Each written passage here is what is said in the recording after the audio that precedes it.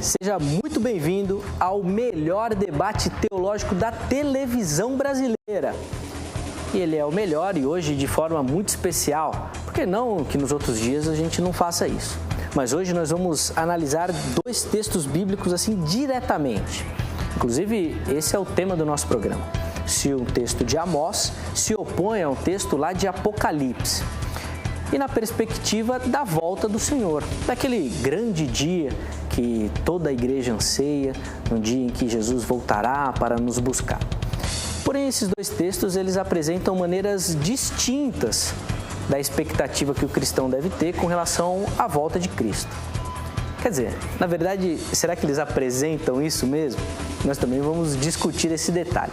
A questão é a seguinte, o texto de Amós, ele fala que o dia do Senhor não será um dia de luz. Muito pelo contrário, será um dia de escuridão. Será como aquela pessoa que entra na sua casa e vai tocar a parede e é picada por uma cobra.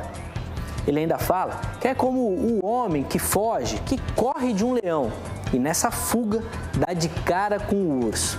Então, imagine só a leitura que o profeta está fazendo desse dia, esperando realmente com muito temor e tremor esse grande dia. Porém, lá no livro de Apocalipse, a gente tem uma outra perspectiva. João diz claramente, vem Senhor Jesus, amém, vem, demonstrando um certo fervor, uma expectativa muito mais positiva do que a apresentada pelo profeta Amós no seu texto bíblico. Então fica a pergunta, como nós devemos aguardar esse dia? Qual deve ser a postura do cristão com relação a esse grande momento que nós aguardamos e falamos tanto? Com temor ou com fervor? Ansiando por essa volta ou com certo temor da chegada desse dia? Fique ligado que o Vejam Só de hoje já está no ar.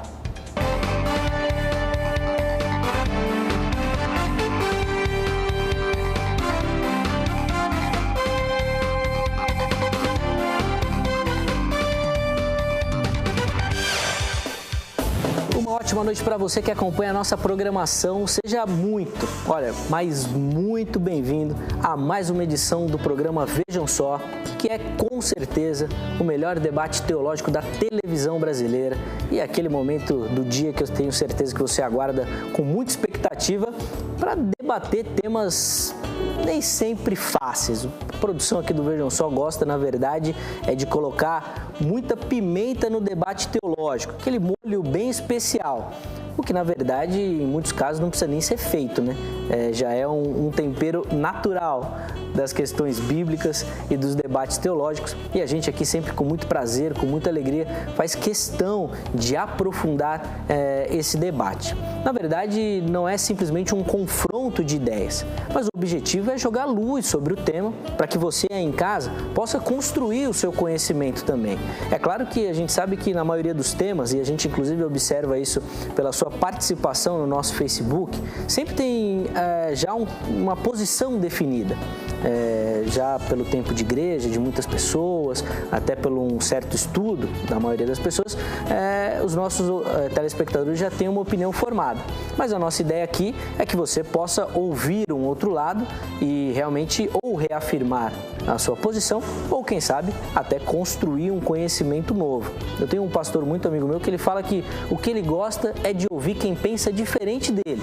Porque quem pensa igual, ele já sabe e está satisfeito. Então, que você possa aproveitar esse tema para refletir e, obviamente, para aprender, que é o que eu vou fazer aqui com muita alegria, aprender com esses dois convidados que muito nos honram com a sua presença nessa noite e que com certeza vão nos ajudar muito a entender um pouco mais esses dois textos bíblicos que foram apresentados aí no nosso tema e que vão nortear a nossa conversa nessa noite. E eu vou começar primeiramente apresentando aqui do meu lado direito o ancião Edson Reis, que é um grande amigo, sócio aqui do Vejam Só, sempre nos ajuda e com muita alegria atende os nossos convites. Ancião, muito obrigado mais uma vez por estar aqui no Vejam Só, muito obrigado por aceitar o nosso convite, uma ótima noite, seja muito bem-vindo. Eu que agradeço, Zeca, uma boa noite a você, a todos os ouvintes. E quero trazer um abraço do pastor Silvio Micheletti, presidente do nosso Ministério Elim no Brasil. Tá? Para ele sempre uma honra estarmos aqui também. E eu falei de você para ele, falar, ele deve um grande abraço lá para o Zeca, tá bom? Muito bom, muito obrigado. Retribuir o carinho. O ancião Edson que esteve comigo no domingo no Temas Bíblicos, que a gente pôde bater um papo ali também super bacana. Você que perdeu, daqui a pouquinho tá no YouTube lá, tá no YouTube da HIT. Você acessa lá que você vai ver essa entrevista, um bate-papo que foi super bacana. Ancião Edson, passa o endereço da Igreja Elim lá em Hortolândia, onde o irmão está, para quem está nos assistindo e de repente se programar, fazer uma visita e lá dar um abraço no irmão. Legal. Rua Palmira Francisca Fontoura, número 40, nas terras de Santo Antônio. É muito fácil, é bem próximo ali da rodovia SP-101, KM9, da rodovia entrada de Hortolândia. Ancião, quem acompanha o Vejam Só já conhece, sabe que o irmão é conhecedor das Escrituras, sempre que vem aqui defende muito bem a sua posição, numa resposta rápida, assim, ó, daquela tiro certeiro. É um tema fácil ou de difícil elucidação esse que nós vamos debater hoje? É um tema de difícil elucidação por causa de algumas nuances e a maneira como se estuda o Antigo e o Novo Testamento. Então, tanto é que o ouvinte ele mandou para cá esse tema, houve confusão. Então, não é tão fácil quanto a gente pensa, mas também não é um bicho de 7 cabeças. Eu acredito que dá pra gente trabalhar. Muito bom, tá vendo aí? É melhor você pegar sua Bíblia, pegar seu caderninho de anotação, tomar nota de tudo que nós vamos falar aqui para você poder caminhar nesse aqui, ó. O ancião Edson, ele é conhecedor, né? Eu que estou começando, de repente você que está aí também começando, não vai nessa daí não, que não é fácil não, é difícil, nós vamos ter que aprender muito aqui.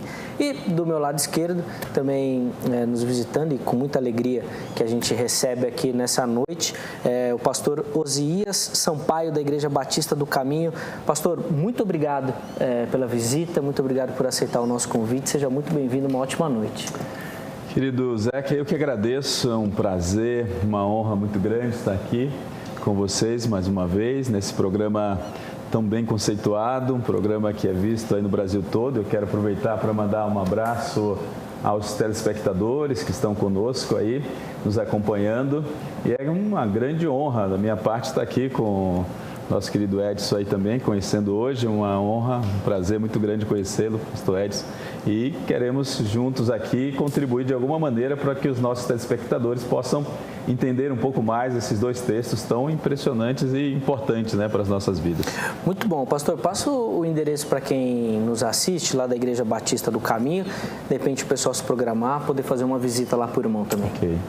A Igreja Batista do Caminho, ela está localizada na rua Jorge Palmiro Mercado, número 29, na Vila Terezinha.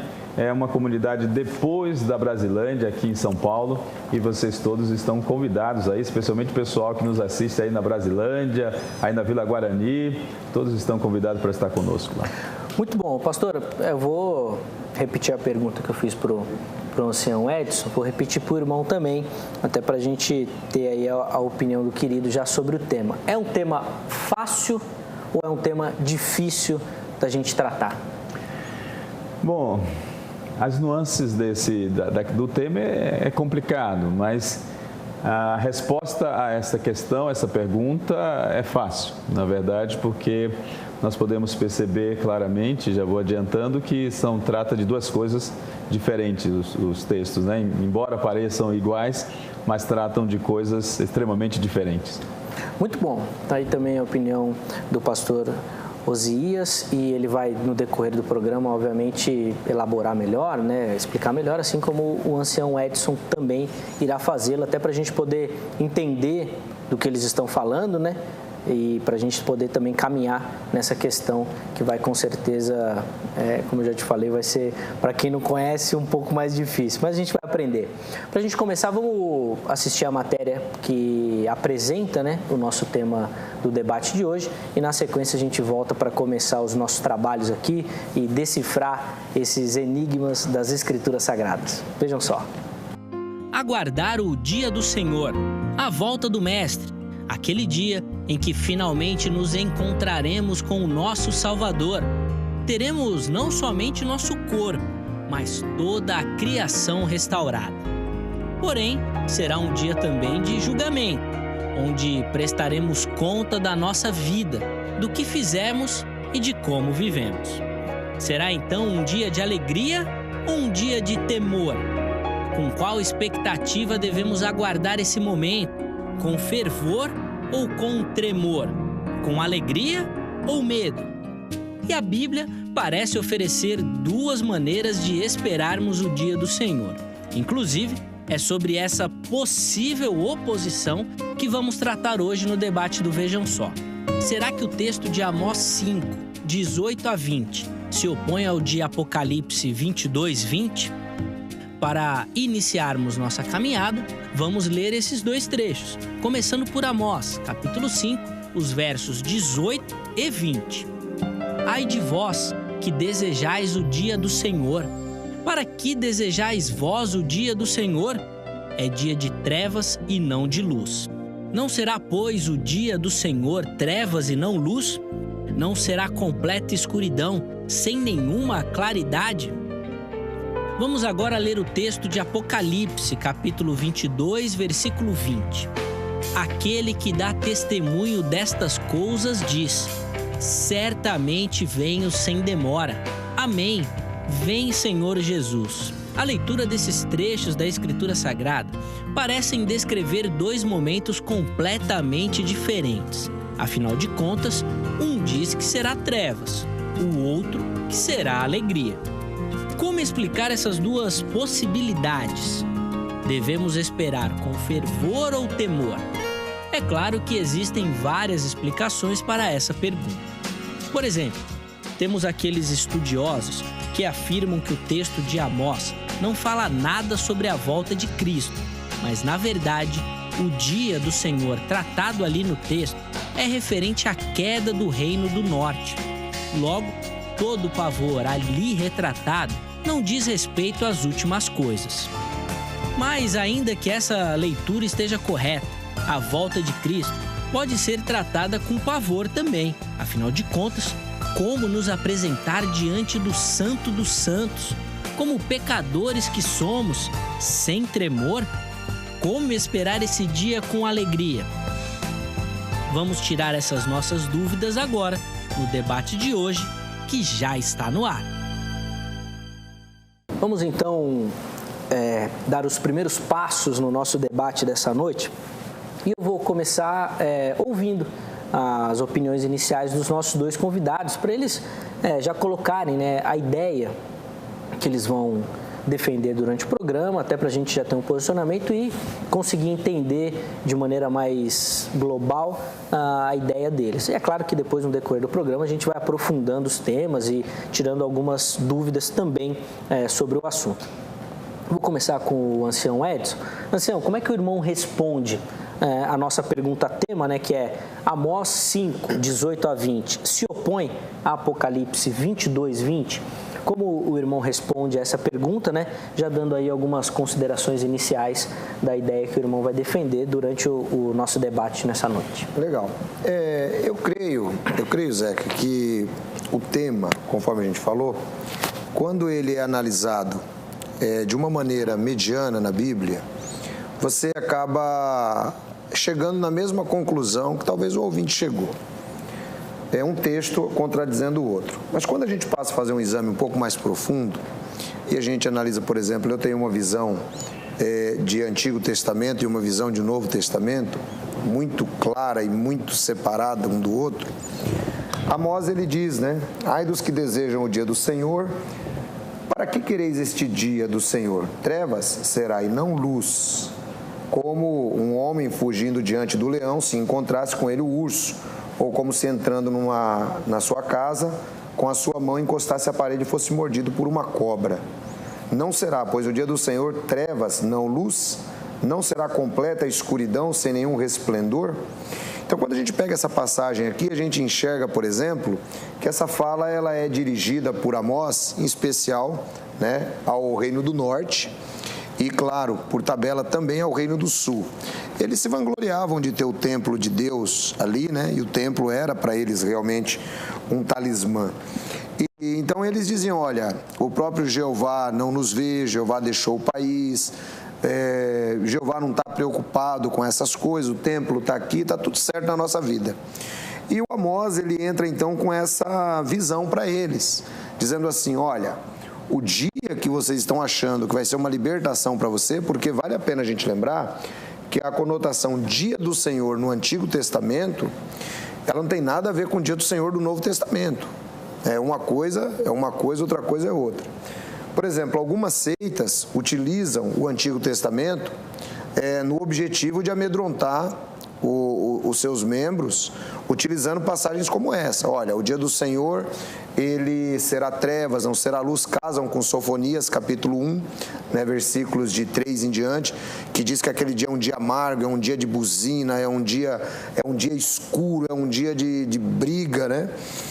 Porque a Bíblia usa ali que Yahvé vai estar se colocando de pé contra as nações. Então a gente não pode perder de vista essa visão, que no Antigo Testamento, quando se trata de o dia do Senhor, nós temos duas ocasiões que o dia do Senhor ocorreu.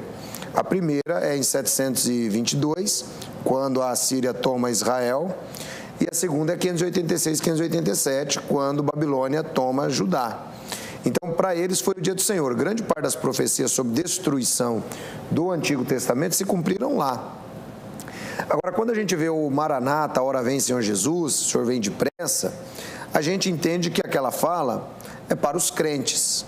Os crentes deverão se regozijar no dia da volta de nosso Senhor e Salvador Jesus. Os crentes deverão se regozijar.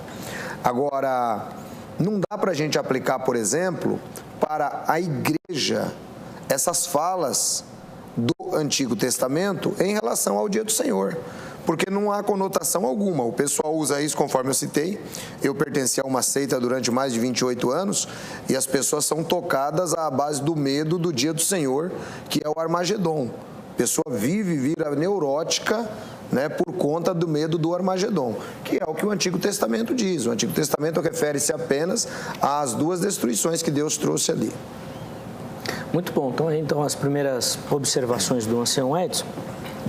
Pastor Oséias, eu também queria que o irmão desse então a sua opinião, desculpa, respondendo a essa pergunta, né? Como o irmão responde a essa pergunta, tema, né, central aí do nosso debate, e colocando, obviamente, as suas primeiras impressões sobre isso, para a gente poder depois caminhar também e, obviamente, aprofundar essas ideias.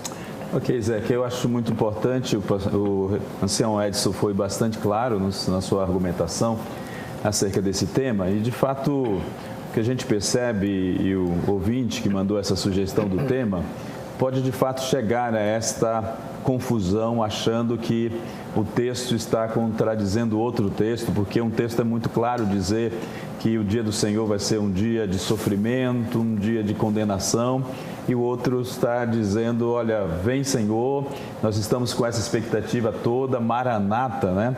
Então, nos parece mesmo que a princípio há esta contradição, mas não há, como o ancião Edson mesmo esclareceu, Amós é algo muito específico. Amós, embora Antigo Testamento, ela tem uma mensagem muito atual, porque as pessoas, o povo em Amós, eles estavam vivendo fora da vontade de Deus, né? Eles estavam vivendo uma vida religiosa, mas estavam vivendo injustiça, porque aqueles que tinham muito se vangloriavam do que possuíam, mas os pobres estavam entre eles e não eram de fato atendidos em nada. Então, Amós traz essa palavra porque naquela época as pessoas acreditavam que o dia do Senhor seria um dia de livramento. Então, essa expressão dia do Senhor, que está presente no Antigo Testamento, mas o povo entendia que era uma expectativa de livramento. Vai vir o dia do Senhor que vai nos livrar, especialmente livrar da opressão do povo inimigo. E aí Amós fala, olha, se vocês estão aguardando o dia do Senhor como um dia de livramento, esqueçam. Porque o dia do Senhor que virá para julgar, e ele vem justamente para condenar os vossos erros. Então vai ser dia de sofrimento, dia de tragédia. Então não espere dessa forma. Então a mensagem do profeta Amós, assim como os demais profetas, a gente também tem que levar em consideração isso, era sempre uma mensagem da realidade, para que as pessoas tivessem uma postura de se consertar aquilo que estavam fazendo. Já em Apocalipse é uma própria palavra de Jesus, né? O autor de Apocalipse vai trazer o próprio Senhor Jesus falando da sua vinda. E aí então vai com a sua vinda, vai trazer a esperança, efetivar a esperança daquelas pessoas, especialmente ali o povo de Deus que estava sofrendo, aí a igreja agora, né? A perseguição no tempo de João era muito grande, estavam sofrendo muito com aquilo. Então, quando você está sofrendo, sendo fiel a Deus, servindo ao Senhor com fidelidade, então você espera que certamente o Senhor volte para nos livrar de todo esse sofrimento que nós passamos. Então, nós como cristãos devemos de fato ansiar o dia do Senhor. Já no Antigo Testamento, eles não deveriam esperar o dia do Senhor, porque são duas coisas diferentes. Muito bom, então aí as primeiras opiniões dos nossos convidados e agora a gente vai para a sua participação, exatamente, a enquete que tem lá no nosso Facebook, facebook.com/programa Vejam Só, que é onde você participa do programa também, dando a sua opinião, né, respondendo a enquete, aliás, e depois ali nos comentários você pode colocar também a sua opinião, aquilo que você acha, como você imagina, inclusive daqui a pouquinho nós vamos ler algumas opiniões dos nossos internautas também. Pedir para o pessoal colocar na tela a nossa enquete, que é a enquete que você vai responder e no final do programa a gente coloca a porcentagem da participação também. Então vamos lá, a pergunta é a seguinte: para você, o fim dos tempos deve ser aguardado com 3 pontinhos ali, né? Com que expectativa, né? A primeira resposta é com fervor e a segunda resposta é com temor. É claro que essas opções elas foram colocadas baseado nas informações dos textos bíblicos, mas também a gente vai trabalhar com a expectativa dos últimos dias também, como deve funcionar na cabeça do cristão essa expectativa. Então você responde lá no nosso Facebook, com fervor ou com temor.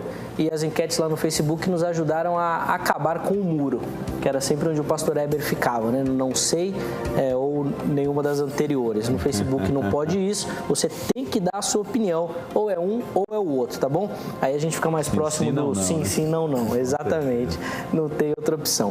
Muito legal, tá bom? Então participe lá no nosso Facebook, entre lá, tem as enquetes, tem os temas dos próximos programas, você pode contribuir também com a sua participação, uma pergunta que você quer que a gente debata aqui, te auxilie na resposta também. Lembrando que tudo isso é um oferecimento da grade, da Academia Teológica da Graça de Deus, um local ideal para você aprender muito mais sobre a palavra de Deus, tá bom? São diversos cursos que a grade oferece e que você pode ligar lá, né? Não agora, não adianta ligar agora, que não tem ninguém, mas você tome nota do telefone que já está aí na sua tela, ó, o 0 prestadora 11, porque é aqui da cidade de São Paulo, 3115 0819, 3115 0819, 011 na frente, tá bom? Não esqueça, para você pegar todas as informações dos cursos, dos horários, dos valores. Você se informa lá com o pessoal da secretaria lá da grade e você com certeza vai ter a oportunidade de se matricular e aprender muito mais sobre a palavra de Deus. Inclusive, tem curso lá ministrado pelo pastor Heber, tá bom? Procura lá a informação direitinho para você poder ter o pastor Heber como seu professor. Tenho certeza que vai ser uma oportunidade incrível e você vai aprender demais, não só com o Heber, mas com todos os professores lá da grade, tá bom? Vale muito a pena, você liga lá, tome nota do telefone, liga lá amanhã, fala que viu no Vejam Só, que com certeza vai ter um desconto super bacana para você também, tá bom? Ó, nós vamos fazer um intervalo rápido, é bem rapidinho mesmo, é tempo só da gente tomar uma aguinha e daqui a pouco a gente volta com o nosso segundo bloco, entrando aí de verdade no nosso debate e tentando entender um pouquinho melhor aquilo que nos ensina a Escritura Sagrada. A gente vai, mas daqui a pouquinho o Vejam Só já está de volta.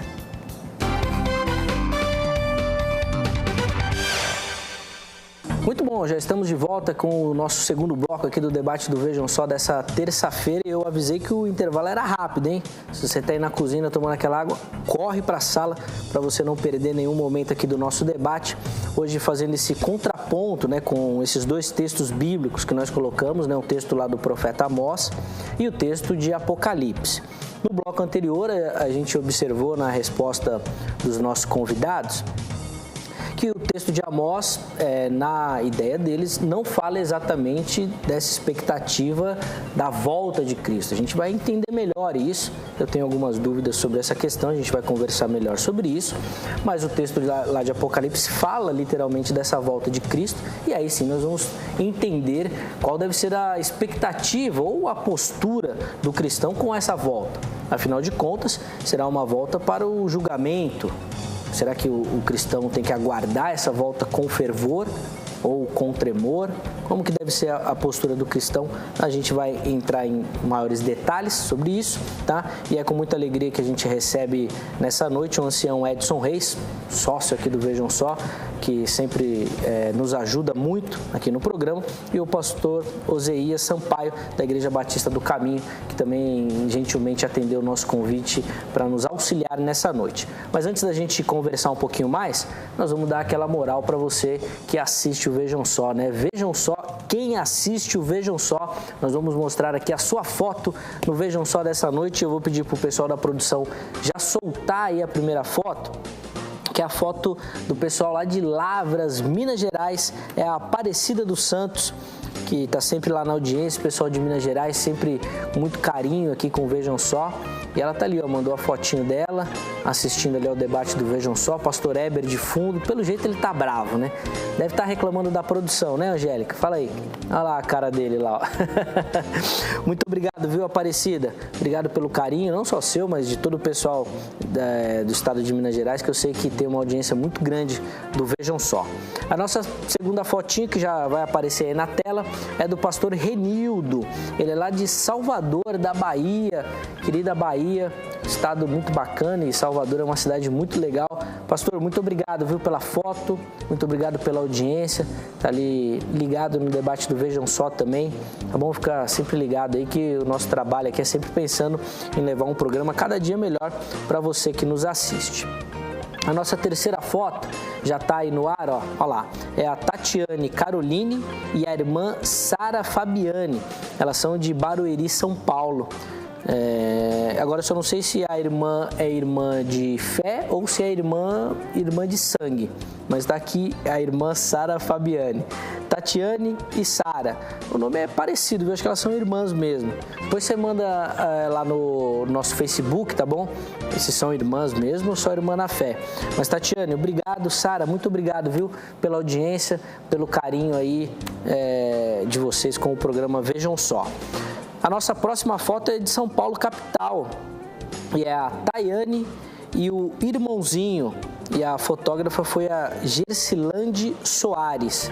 E aí é irmãozinho mesmo, que ela tá segurando ali no colo. E pequenininho, ele acordado até essa hora da noite aí vendo Vejam Só.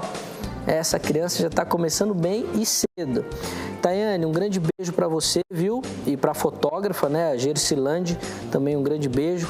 Vocês que são de São Paulo, as meninas de Barueri da foto anterior, também estão convidadas a virem aqui aos nossos estúdios para assistir uma gravação, tá bom?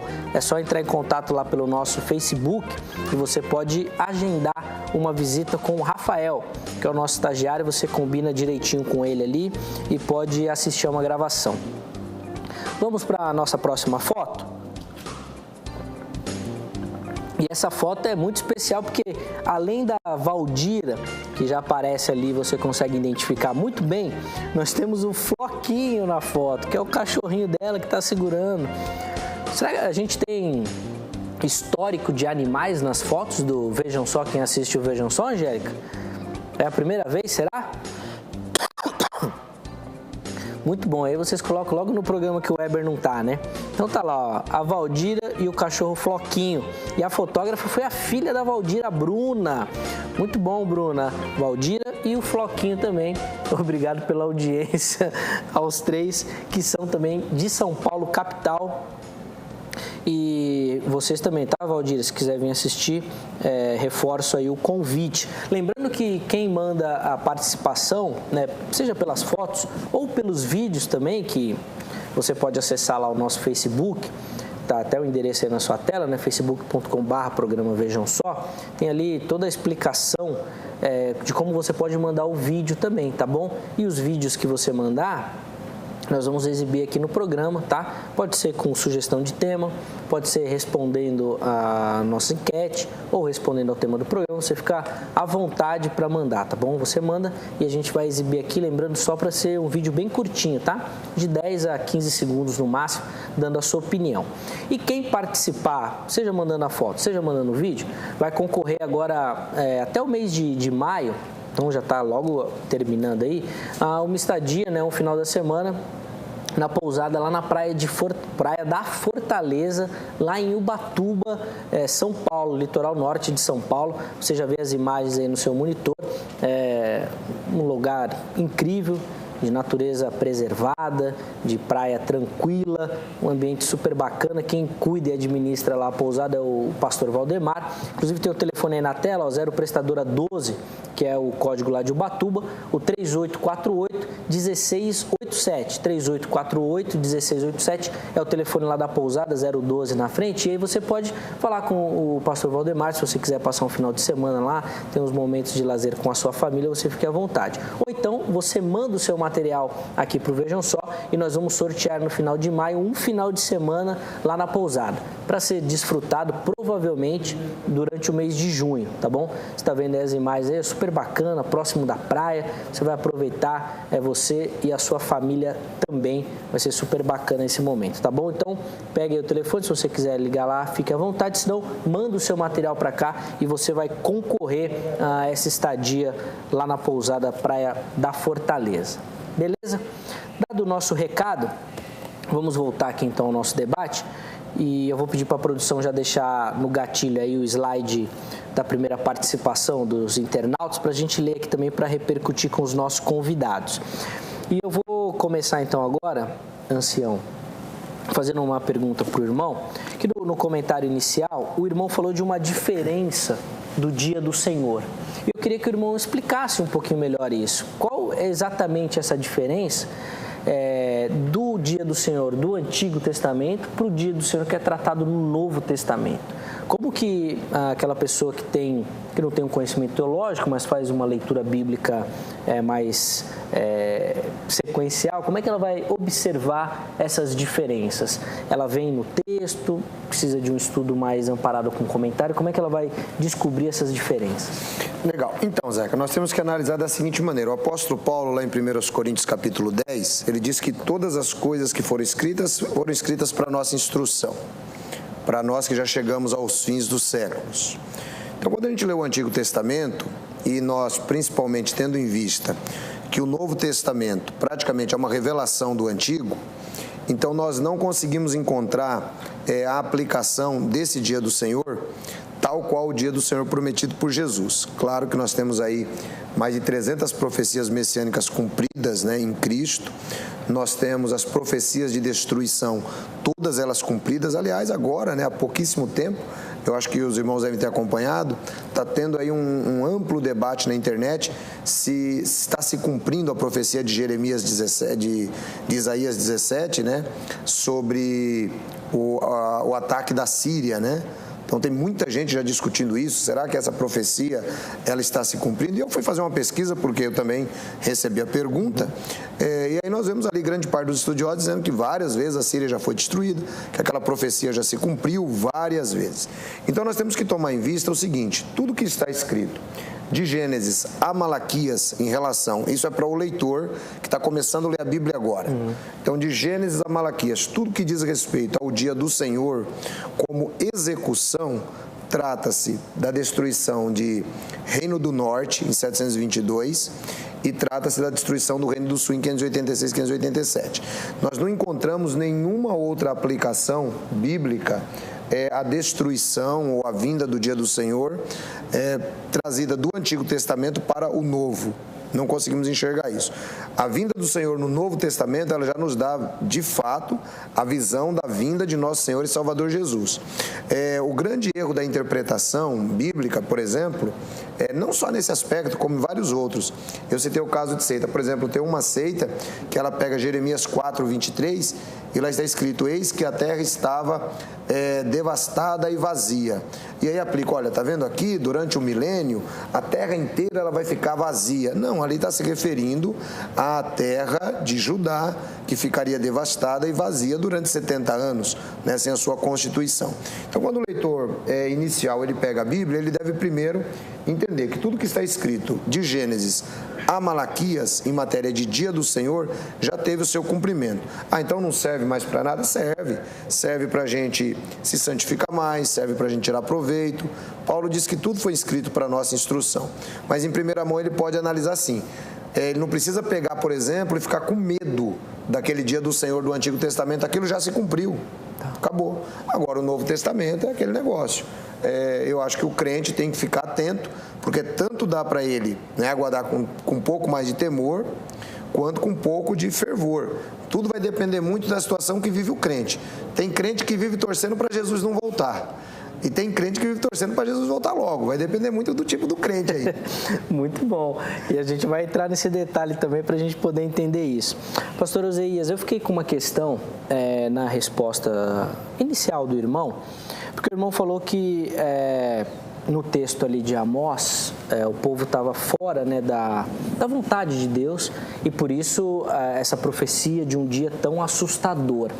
E eu fiquei pensando aqui numa aplicação disso para hoje, porque a gente precisa, de alguma forma, na leitura do Antigo Testamento, tirar aplicações para a nossa vida também. E hoje, basicamente, quando a gente olha para a nossa sociedade, a gente não vê diferença daquilo que acontecia nos tempos de Israel também. Essa aplicação, a gente também não deve fazer nessa expectativa de que o dia do Senhor, pelo nosso comportamento de estar fora ou longe da vontade de Deus, será um dia mau também? Eu creio que não, Zeca, porque é o seguinte, nós temos que entender aqui a questão da revelação progressiva da palavra do Senhor, e até ajudando aí no caso para esse estudioso da Bíblia que está começando, ele precisa entender isso, que o Antigo Testamento é base, que vem o Novo Testamento justamente para a igreja poder compreender o que foi falado no Antigo Testamento. E eu entendo que esta questão de julgamento das pessoas, julgamento de condenação, de tudo isso já aconteceu em Cristo Jesus. Jesus vem e toma sobre ele, né, a maldição que estava sobre todas as pessoas. A gente precisa ter muito cuidado com isso, porque o julgamento final nós vamos ter, daqui a pouco vamos falar sobre isso, né, que o dia do Senhor para o cristão deve ser esperado com grande expectativa e alegria, porque de fato é a promessa de Deus, que Ele vem buscar os seus e nós estamos então preparados para isso. Agora, para aqueles que não são do Senhor, de fato é algo que vai trazer surpresa e vai ser algo terrível para a vida dessas pessoas.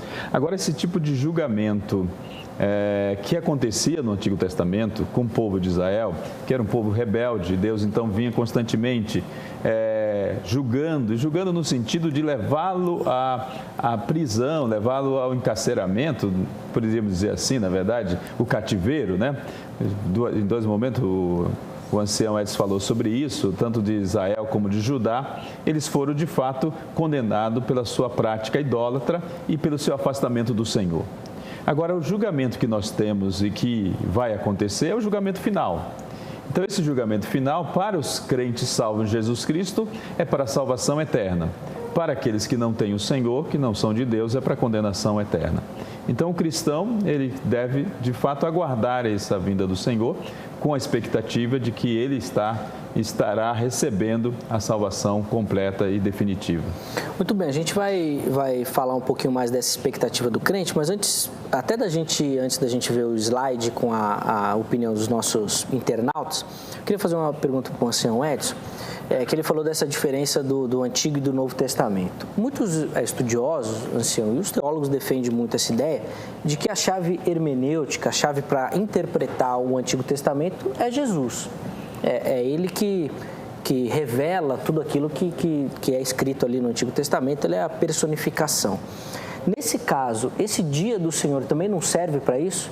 De ser, com a pessoa de Jesus, uma chave para a gente interpretar isso, transcendendo só, ou além, né? Transcendendo vai além do que simplesmente essa destruição dos reinos? Ela não seria uma não sei se eu posso falar desse jeito, uma profecia de dupla consequência, né? Para o reino e posterior também? Então, alguns estudiosos fazem esse tipo de aplicação. Sim, que Jesus é a chave hermenêutica, sem dúvida. Aliás, eu não digo só para o Antigo Testamento. Sim, eu digo que Jesus é a chave hermenêutica, inclusive para todos os escritos até do Novo Testamento. Porque eu não consigo, por exemplo, ler Paulo sem ler Jesus, né? Tem gente que... Só quando Paulo fala que ele não tá falando, ele que está falando, né? Não é Jesus, aí que a gente começa. Você sabe que tem uma irmã que ela fala assim, eu não entendo nada que o Paulo fala. O Paulo fala, tem hora que é ele, tem hora que não é mais ele, tem hora que é o Zé. Calma, irmão, fica tranquilo que tudo foi inspirado pelo Espírito Santo. Exatamente. Então, mas a chave hermenêutica é Jesus, então, de todas as maneiras. Agora, alguns estudiosos, conforme eu disse, eles pegam essa aplicação do Dia do Senhor no Antigo Testamento e o trazem para os nossos dias hoje, Zeca. Eu não consigo enxergar isso com a ideia, pelo fato de Jesus ser a chave hermenêutica, a gente conseguir fazer essa aplicação. Eu concordo muito com o pastor Oséias nesse aspecto, porque, veja só, o que a igreja fez durante toda a história da igreja é simplesmente colocar um cabresto no povo e colocar um determinado temor no povo. Então, o povo viveu com medo do inferno durante muito tempo, o povo viveu com medo da condenação e o povo viveu com medo e vive com medo da destruição. Você fala em Armagedon, por exemplo, já deu filmes de Hollywood, já deu muita coisa. Eu creio que, por exemplo, o verdadeiro cristão, ele vai viver na expectativa, né? Ele vai viver na expectativa. O Antigo Testamento, ele fala muito isso. Viva na expectativa, viva na expectativa. Nisso eu consigo enxergar palavras de Jesus, né? Olha, vocês não sabem que dia e que hora que virá o nosso Senhor, tal. Então vocês fiquem atentos. Então eu acho que a chamada para atenção, a chamada para você estar desperto é importante. Agora, tentar aplicar essas condições do Antigo Testamento ao crente no Novo, né, em matéria do Dia do Senhor, eu penso que no mínimo, abusar um pouco da autoridade da Bíblia, né? E muitas vezes colocar o crente, porque o crente ele acaba vivendo debaixo de um temor direto. Você pega, por exemplo, um livro de Sofonias, capítulo 1, lá está escrito, olha, o dia do Senhor é um dia de nuvens, é um dia de trevas, é um dia de densas trevas. Eu cresci com isso aí na cabeça, com medo do dia do Senhor. E muitos crentes crescem assim. Então, quando a gente vê Jesus olhando diferente, Jesus fala assim, principalmente quando ele passa lá na questão da transfiguração, que os discípulos falam assim, olha, mestre, vamos mandar descer fogo do céu e vamos acabar com esse pessoal. Eles falam, vocês não sabem que espírito vocês são, eu não vim para destruir ninguém, eu vim aqui para salvar. Então a gente percebe uma concepção muito diferente no Novo Testamento da visão, destruição e salvação. Então, embora Jesus seja a chave hermenêutica, não consigo conciliar a aplicação das falas de destruição do Antigo Testamento para qualquer momento do Novo. Muito bom. Vamos conferir a opinião dos nossos internautas, a gente aproveitar ainda esse bloco. Isso, vamos começar com a opinião da Thalita Santana. Ela respondendo, né, a nossa enquete, né, como o cristão deve aguardar o dia do Senhor, ela falou o seguinte, com fervor, creio. E aí ela faz uma citação de Lucas 21, 28. Sendo assim, quando esses fatos começarem a surgir, exultai e levantai as vossas cabeças, pois está muito perto a vossa redenção. Devemos esperar este tempo com alegria, pois nosso Salvador estará ainda mais perto. Muito bom, obrigado, viu, Thalita, pela sua participação.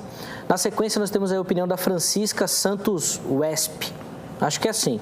E ela respondeu da seguinte forma, com fervor, e o fervor em caixa alta ainda, pois aquele que sabe para onde vai não deve temer o final dos tempos, e sim ficar feliz, porque a nossa luta aqui está findando. Obrigado, Francisca. E nós vamos encerrar essa participação dos nossos internautas com a opinião da Michele. E aí, na sequência, Michele, que eu acho que é a forma como ela se identifica no Facebook. Fervor, pois será o tempo que o Senhor virá buscar o seu povo. Maranata, ora vem, Senhor Jesus. Michele, muito obrigado, viu, pela sua participação, tá bom? Mas já intervalo, gente? Mas esse bloco tá passando, tá muito rápido esse tempo seu aí, viu, Angélica? Estou mal acostumado, né? Nós vamos fazer mais um intervalo rápido. A gente vai, daqui a pouquinho nós estamos de volta e aí eu vou perguntar a opinião dos nossos convidados qual deve ser a postura do cristão na expectativa do dia do Senhor, considerando que, na opinião dos dois aqui, o texto de Amós ele trata de outra questão. Então nós vamos falar de maneira específica daquilo que Apocalipse fala e como deve ser a postura do cristão, com fervor, como a Michele falou aqui, Maranata, ora vem Senhor Jesus, ou com temor, porque afinal de contas será um momento de julgamento. Como que a gente deve tratar esse momento? Fique ligado, daqui a pouquinho no próximo bloco é só o tempo de você tomar uma aguinha e daqui a pouquinho, vejam só, já está de volta. Estamos de volta, foi o intervalo mais rápido da TV brasileira e você está ainda tomando essa água, né? Corre para a sala para você não perder esse nosso, e infelizmente é o último bloco de debate do Vejam Só nessa noite. Com muita alegria recebendo aqui em nossos estúdios ancião Edson Reis e pastor Oseias Sampaio, eles que têm nos ajudado a decifrar aí os enigmas de Amós e de Apocalipse. E bom, no final do bloco anterior, a gente meio que bateu o martelo que o texto ali de Amós, ele não fala do dia do Senhor como essa volta que o texto de Apocalipse trata. Mas o texto de Apocalipse fala, sim, dessa volta final de Jesus para o julgamento, para o fim dos tempos, a Nova Jerusalém e tudo mais. Nos slides que a gente acompanhou, pastor Oseias, a gente viu ali o pessoal falando muito da questão do fervor, né? Que o crente deve aguardar a volta de Jesus com fervor. E eu queria saber do irmão, de maneira mais específica, qual deve ser a postura, então, do cristão para esse grande dia. Com fervor ou com temor? Como deve ser a expectativa do cristão? De fato, Zeca, com muito fervor deve o cristão, sincero e verdadeiro. Agora, a grande questão é essa, né? Que tem que ser verdadeiro cristão, não pode ser meia boca aí não, tem que ser o cristão sincero e verdadeiro, porque infelizmente hoje, como a palavra de Deus diz, o joio está muito grande no meio do trigo, né? Então precisa haver essa definição e aí é que está, que quando o Senhor vier, Ele vai fazer essa separação, né? Então a gente tem que ter a convicção plena da nossa salvação, da nossa vida com Deus.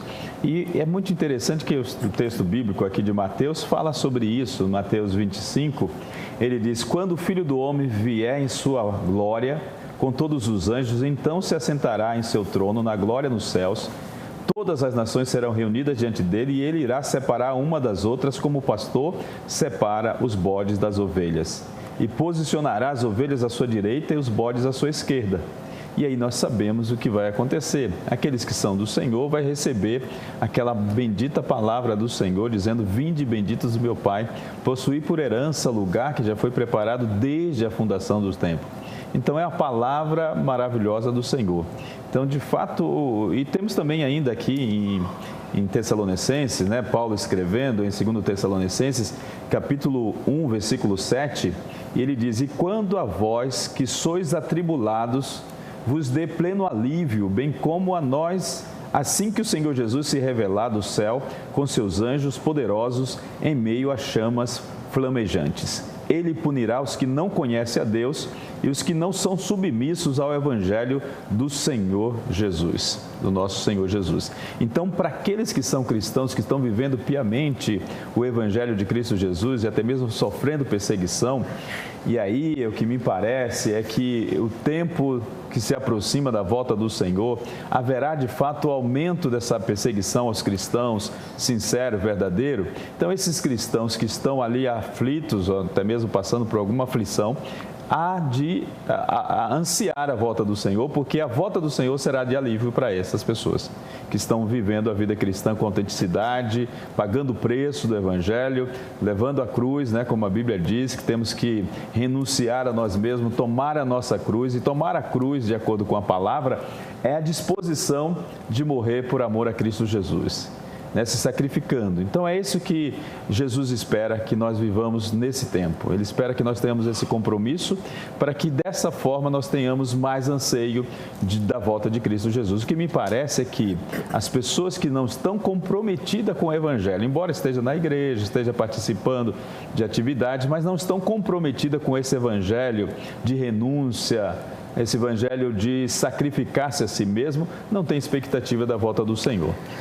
Antes de fazer essa mesma pergunta para o ancião Edson, pastor Oséias, eu devo confessar que eu fiquei intrigado com um detalhe da sua resposta, e aí eu queria que o irmão elucidasse melhor essa questão, porque o irmão falou assim, o crente verdadeiro, ele vai ansiar com fervor, com uma expectativa positiva essa volta. Mas daí não fica uma questão de um mérito próprio? A gente não tem que ansiar essa volta porque o mérito é de Cristo e Ele já conquistou isso na cruz. Esse julgamento, por exemplo, ele acontecerá, mas por conta da morte de Cristo e justificado pela fé, eu tenho salvação. Quando o irmão fala que o crente verdadeiro, ele anseia com uma expectativa positiva, eu fiquei numa dúvida assim, de a pessoa não ansiar isso num mérito próprio. Ou seja, porque eu sou um crente verdadeiro, Cristo pode voltar porque eu estou garantido. Como é que funciona essa questão? Não há dificuldade nesse sentido, porque não se confunde essa questão de mérito para a salvação. Esse mérito aqui, na verdade, é o mérito da expectativa de reinar e de estar justamente com Cristo, né? Essa expectativa é essa, não é da salvação. E também a gente precisa entender que a palavra de Deus diz que nos últimos dias aqueles que são santos se santifiquem cada vez mais. Então, essa busca dessa preparação, desse anseio da volta do Senhor, tem que ser caracterizada por esta busca de santificar-se mais e mais.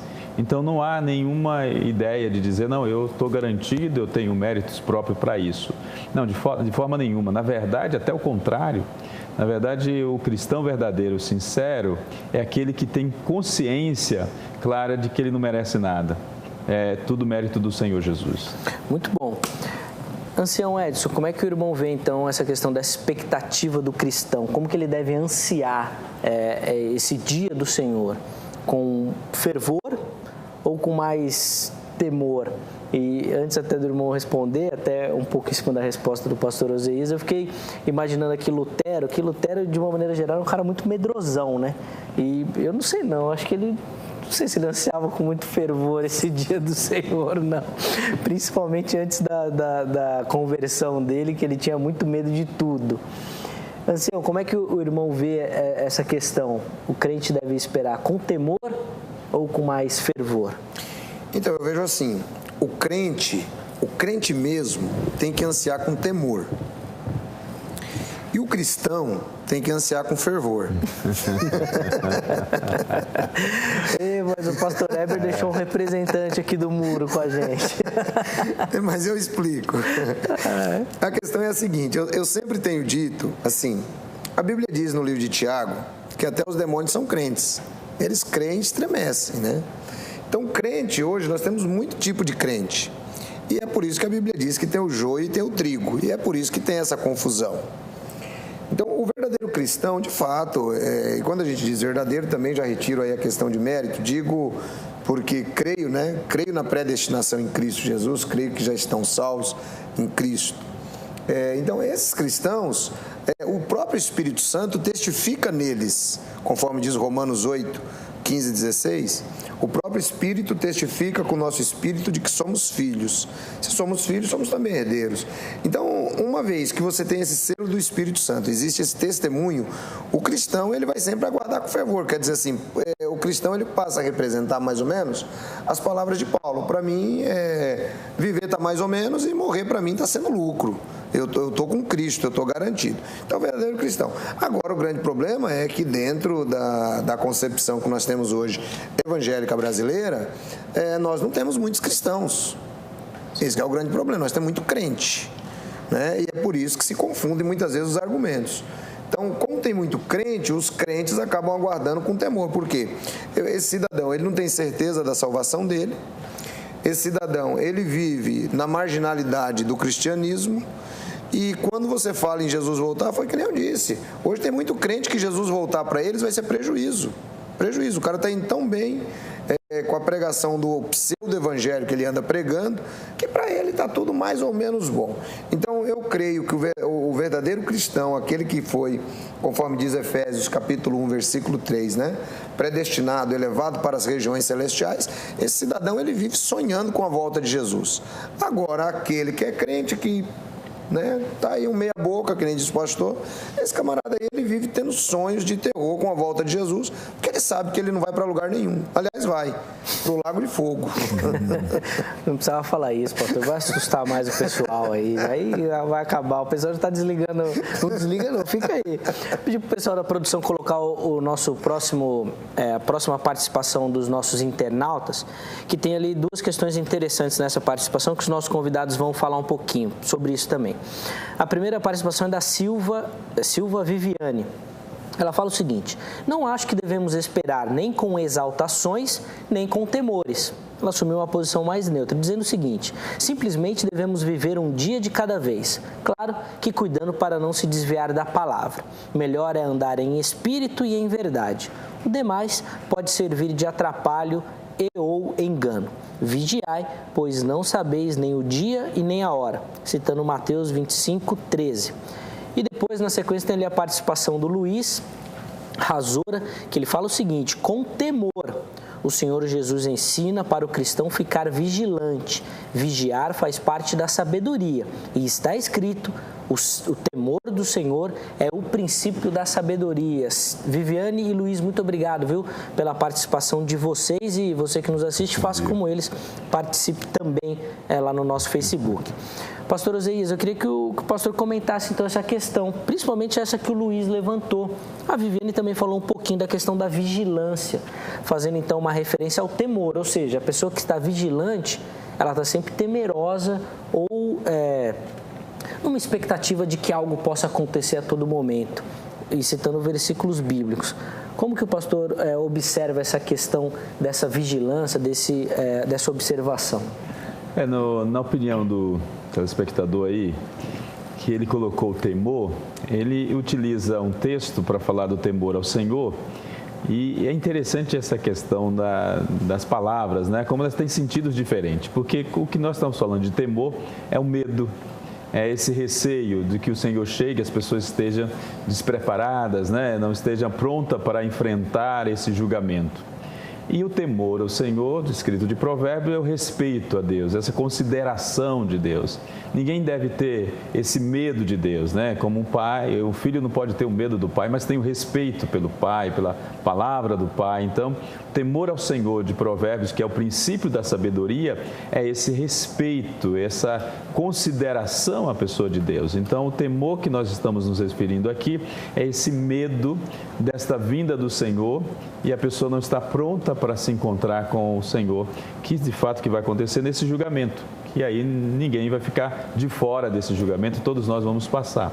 Mas o que nós temos, a convicção, a certeza que a Bíblia nos dá sempre isso, é aqueles que nasceram em Cristo Jesus, nasceram de novo, esses receberam de fato a promessa, a salvação eterna, e esse só pode aguardar com expectativa. Agora tem uma questão, Zeca, que é o seguinte: essa expectativa da vinda do Senhor vai depender exclusivamente de como os cristãos estejam vivendo nesse momento da vinda do Senhor. Porque em Apocalipse é muito claro por que essa expectativa tão grande, por que eles dizem Maranata, né? Por que eles estão eufóricos até com isso, porque é o próprio Jesus que está dizendo: olha, eu venho rapidamente, eu estou chegando rapidamente. Então eles estão vivendo um momento de dificuldade, de sofrimento.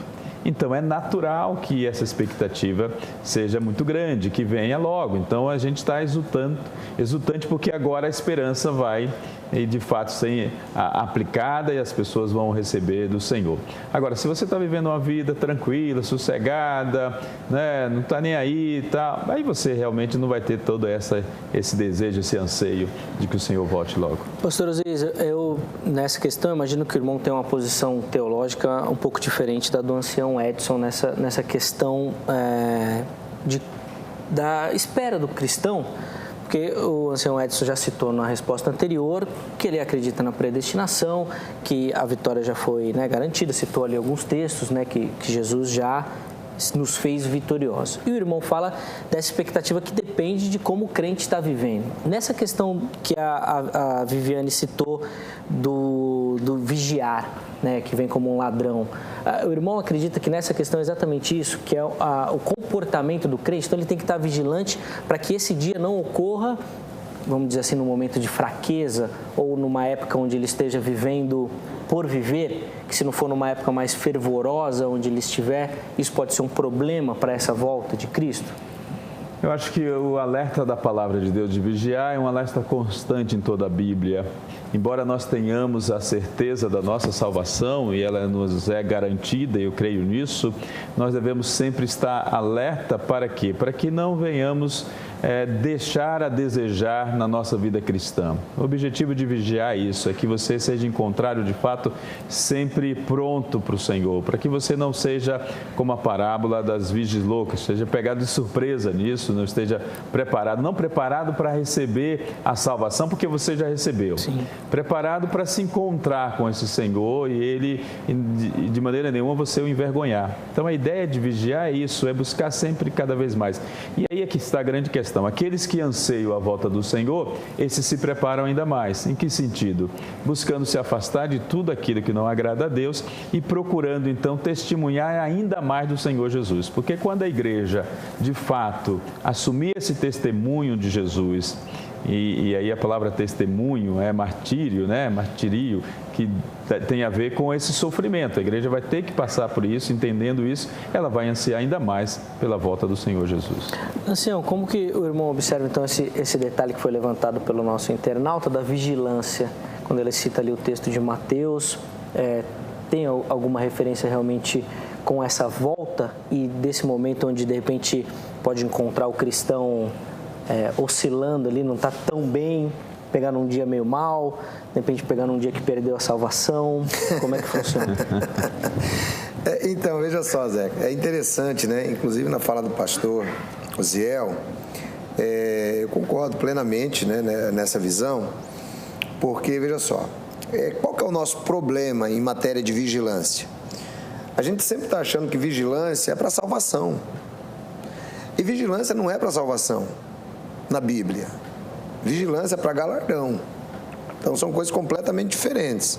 Então o crente fica vigiando para ser salvo. Então normalmente tem hora que o crente está salvo, tem hora que o crente não está salvo, né, pastor? É um negócio muito esquisito esse negócio, né? Bom, agora o crente, eu acabei de pecar, não estou mais salvo. O que eu vou ter que fazer para voltar a ser salvo de novo? Então fica essa oscilação. Então, quando eu vejo a Bíblia falar em vigilância, eu uso a palavra do pastor Aziel, na questão de você não ser envergonhado na presença do Senhor. Você pega 2 Timóteo, capítulo 2, versículo 15, Paulo diz assim, olha, procure apresentar-te a Deus aprovado. Aprovado o cara já está. Obreiro do que não tem nada do que se envergonhar. Ou seja, ele está aprovado, mas ele ainda pode se envergonhar. Manejando corretamente a palavra da verdade. Quer dizer, se ele desperceber de manejar corretamente a palavra de Deus, ele poderá, embora seja um obreiro que esteja aprovado, ele vai ser um obreiro que vai ser envergonhado. Tem traduções aí que verte até de modo melhor, né? Para quando você aparecer na presença dele, você não ser envergonhado. A Bíblia Viva traduz assim. Então, o que eu vejo nessa matéria é galardão, é aquilo que Jesus Cristo vai retribuir para cada crente pelo nosso comportamento, conforme diz Paulo, né? Cada um será retribuído por aquilo que fez através do corpo, né? Então, essa distinção entre salvação e galardão, ela tem que ser muito clara na nossa cabeça. Então, quando o internauta ele colocou essa questão da vigilância, talvez falta somente esse conceito teológico, né, que é um conceito importante que precisa ter, senão vai ficar a vida inteira salvo, não salvo, salvo, não salvo, e Jesus chega e ele não sabe como é que ele está, entendeu? Sim, mas vocês estão colocando nessa questão os dois aqui, nessas divergências e tal, mas vocês estão falando de algo que é minoria hoje no nosso evangelicalismo.